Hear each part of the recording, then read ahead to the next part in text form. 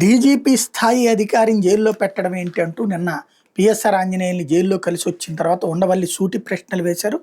కూటమి ప్రభుత్వం కక్ష సాధింపు చర్యలకు పాల్పడుతుంది. గత ప్రభుత్వ హయాంలో తప్పు జరిగి ఉంటే విచారణ చేసి చర్యలు తీసుకోవాలి తప్ప పిఎస్ఆర్ ఆంజనేయులు వంటి అధికారులను వేధించడం మంచి పద్ధతి కాదు. డీజీ స్థాయి అధికారిని జైల్లో పెట్టడం ఇదే ఫస్ట్ టైం అని మాజీ ఎంపీ ఉండవల్లి అరుణ్ కుమార్ అన్నారు. రాజమహేంద్రవరంలో సోమవారం ఆయన మీడియాతో మాట్లాడుతూ కాదంబరి జత్వాన్ని పోర్జరీ పత్రాలతో భూములు విక్రయించేందుకు యత్నించినట్టు ఆమె మీద గతంలో పోలీసులు కేసు నమోదు చేశారు. ఆ కేసులో ఆమె న్యాయస్థానం అనుమతితో అరెస్ట్ చేసి విజయవాడ తీసుకొచ్చారు. ఆ కేసు ఇంకా న్యాయస్థానంలో విచారణలో ఉంది. ఆ కేసులో ఆమె క్లీన్ చిట్ రాలేదు. కానీ ఆ కేసులో తన అరెస్ట్ చేసినటువంటి పోలీసు అధికారులపై జత్వాన్ని ఫిర్యాదు చేయడం ఏంటి, దాని ఆధారంగా ఐపీఎస్ అధికారులపై కేసు పెట్టడం ఏంటి, ఏకంగా డీజీ స్థాయి అధికారి పిఎస్ఆర్ ఆంజనేయులు అరెస్ట్ చేయడం ఏంటి, ఇది చట్టానికి వ్యతిరేకం. జత్వానిపై పెట్టిన పోర్జరీ కేసులో ఆమె నిర్దోషాన్ని న్యాయస్థానం తీర్పిస్తే అప్పుడు ఆమె పరిహారం మాత్రమే కోరొచ్చు. పోలీసు అధికారులపై కేసు పెట్టేందుకు అవకాశం లేదని చట్టం చెబుతోందన్నారు. కూటమి ప్రభుత్వం ఈనాడు పత్రికను ఫాలో అవుతోందని ఉండవల్లి విమర్శించారు. ఈనాడుకు ఆంజనేయులపై చాలా కక్ష ఉంది ఉండవచ్చని, ఆ పత్రికలో ముందు రోజు ఏం వస్తుందో ఆ తర్వాత రోజు ప్రభుత్వం అదే అనుసరిస్తోందన్నారు.